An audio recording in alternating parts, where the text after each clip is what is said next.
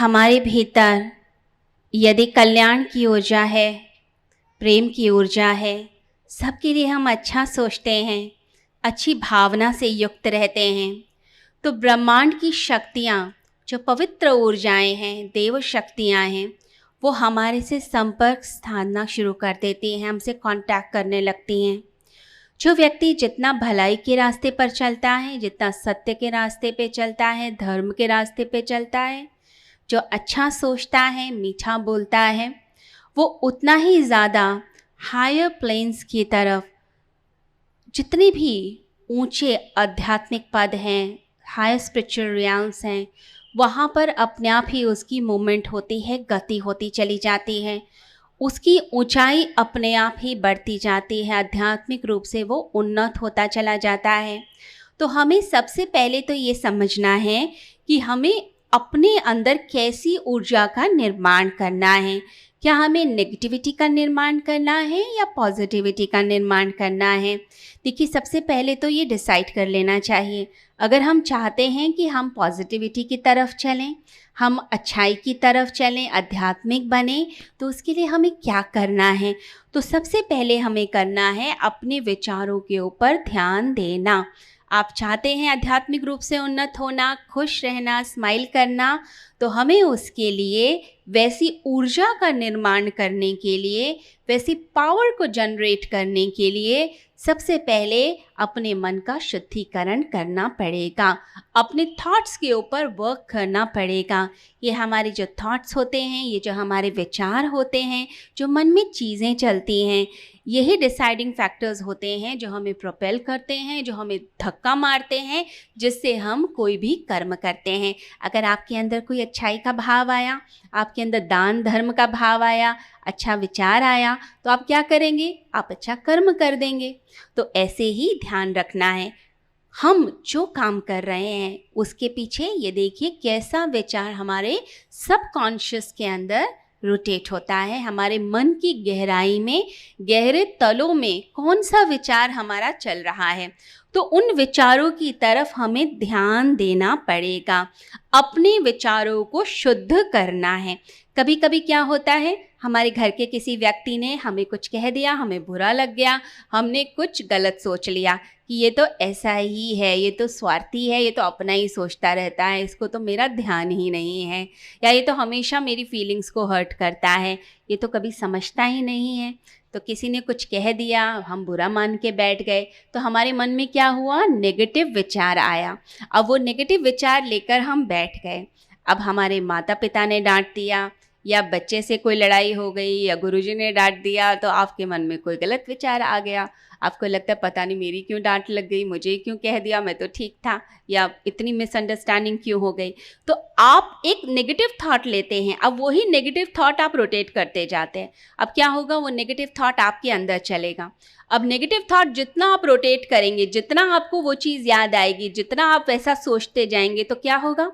वैसी ही ऊर्जा का निर्माण होने लगता है, वैसे ही इमोशंस बनने लगते हैं। और फिर आप क्या करते हैं? आप पूरा दिन झुंझलाकर, इरिटेट होकर सबसे बात करते हैं, और दूसरे व्यक्ति को भी पता चल जाता है कि आज तो कुछ हुआ है, जो मूड इतना खराब है।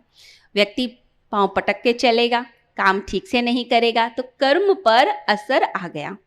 तो आप अगर चाहते हैं कि आपके कर्म अच्छे हों, व्यवहार अच्छा रहे, ज़िंदगी अच्छी बीते, तो उसके लिए हमें सबसे पहले अपने विचारों को अच्छा करना है, नेगेटिव नहीं सोचना। कोई बात हो जाए तो ये सोचिए कि दूसरे व्यक्ति के अंदर शायद इस समय कोई इरिटेशन थी, झुंझला रहा था, शायद उसके अंदर प्यार की कमी थी, मैं ही ज़्यादा प्यार उसको दे देता हूँ जिससे उसकी इरिटेशन दूर हो जाए और उसके अंदर ज़्यादा प्यार आ जाए।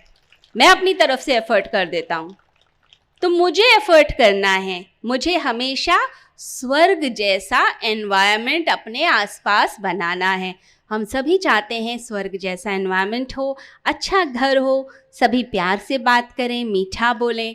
तो अगर कोई कुछ कह भी दे, हम रिएक्ट करते हैं, हम ओवर रिएक्ट करते हैं, ओवर थिंकिंग करते हैं, और वो ओवर थिंकिंग, ओवर रिएक्शन फिर हमारे घर को ख़राब कर देता है। और फिर हम सोचते हैं मेरा तो भाग्य ही ऐसा है, मेरे साथ तो ऐसा ही होता है, सब मुझे ही पता नहीं क्यों बोल देते हैं, मुझे ही क्यों डांट दिया जाता है, हर बार मेरे लिए ही क्यों बोला जाता है। तो हम नेगेटिव होते हैं। ये ओवर रिएक्शंस, ओवर थिंकिंग को स्टॉप कीजिए, अपने अंदर पॉजिटिविटी का निर्माण कीजिए, पॉजिटिव एनर्जी का निर्माण कीजिए। देखिए, आज के समय में ज़रूरी है कि व्यक्ति इतने प्रेशर्स में जी रहा है, इतनी सारी प्रॉब्लम्स हैं, इतने प्रेशर हैं, वर्क कमिटमेंट्स हैं, घर का प्रेशर, बाहर प्रेशर, तो आप हर समय तने रहते हैं। आपको समझ नहीं आता कि ज़िंदगी में खुशी और आनंद आए कैसे, कैसे हम जिएंगे, कैसे हम हंस पाएंगे। तो ज़रूरी है कि आप अपने आप को बैलेंस बनाइए। जब लगता है कि आप अंदर से सैड फील कर रहे हैं, डिप्रेस फील कर रहे हैं, उस समय तुरंत अपने विचारों पर काम कीजिए, क्योंकि ये आपके जो विचार हैं धीरे धीरे, ये सटल लेवल पे स्टार्टिंग होती है, बहुत सूक्ष्म तल पे इसकी स्टार्टिंग होती है, और फिर धीरे धीरे करके ये ग्रॉस लेवल पर, यानी कि शरीर के फिजिकल लेवल पर असर डालने लग जाता है। लोग कहते हैं माइग्रेन की प्रॉब्लम रहती है, सर में दर्द रहता है। अब सर में दर्द तो रहेगा ही, आप सारा दिन उल्टा सीधा सोचेंगे तो सर में दर्द क्यों नहीं होगा आपके तो सर में दर्द होगा ही होगा। डॉक्टर के पास लोग जाते हैं, डॉक्टर कहते हैं क्या उल्टा सीधा सोचते रहते हो, कितनी दवाइयाँ खाओगे, आप कितने पेन किलर्स खाएंगे, आपके सर में दर्द हो रहा है, क्योंकि आप अपने दिमाग में वो सारे विचारों को घुमा रहे हैं जो विचार गलत हैं। आप माफ़ी नहीं कर पा रहे, क्षमा करना सीखिए, दिल को थोड़ा बड़ा कीजिए। जिसका दिल बड़ा है वो सभी को अपना लेता है। हमें सबको अपना के चलना है, सबके लिए अच्छा सोचना है।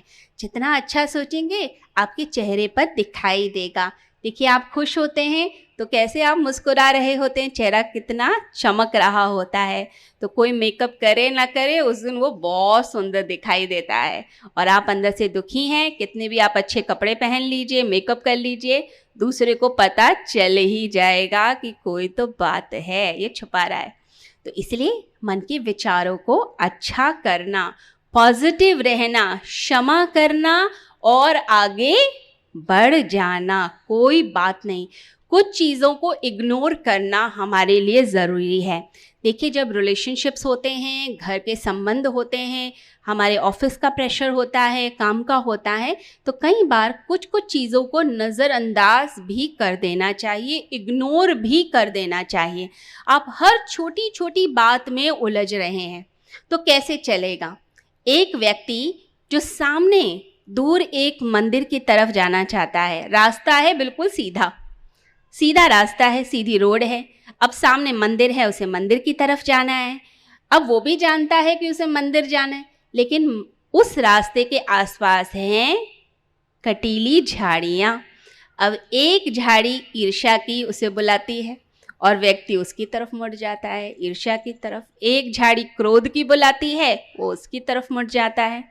एक नेगेटिविटी की झाड़ी है, उसकी तरफ मुड़ जाता है।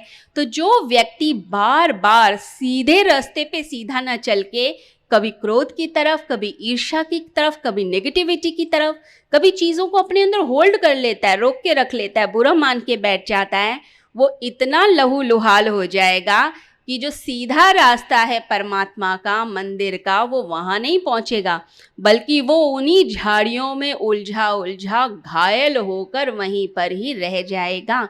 तो परमात्मा का रास्ता भी बड़ा ही प्यारा और सीधा रास्ता है, सच्चा रास्ता है। वहाँ जाना है तो इन झाड़ियों में नहीं उलझना, बिल्कुल भी नहीं उलझना। कुछ भी हो, बातों को साइड कीजिए और आगे बढ़ते जाइए, बढ़ते जाएं, परमात्मा की तरफ चलते चले जाइए और मुस्कुरा के ज़िंदगी का आनंद लेके चीज़ों को किया कीजिए। देखिए, काम तो सभी के पास होते हैं, ऐसा नहीं कि सिर्फ आप ही के पास बहुत काम है। अगर आप छोटे से बच्चे को भी देखेंगे ना, 8 साल का, 10 साल का, वो भी कहेगा बहुत काम है, बहुत टेंशन है, बहुत सारे काम करने हैं, पेपर की तैयारी करनी है, स्कूल में टीचर ने असाइनमेंट दिया है। हम कहते हैं बच्चे को क्या टेंशन है, बच्चे को थोड़ा टेंशन होनी चाहिए। वो कहेगा मुझसे पूछो कितनी टेंशन है, स्कूल में टीचर जब मारती है तो पता चलता है, आप जाके देखो, फिर मुझे बताना पड़ता है।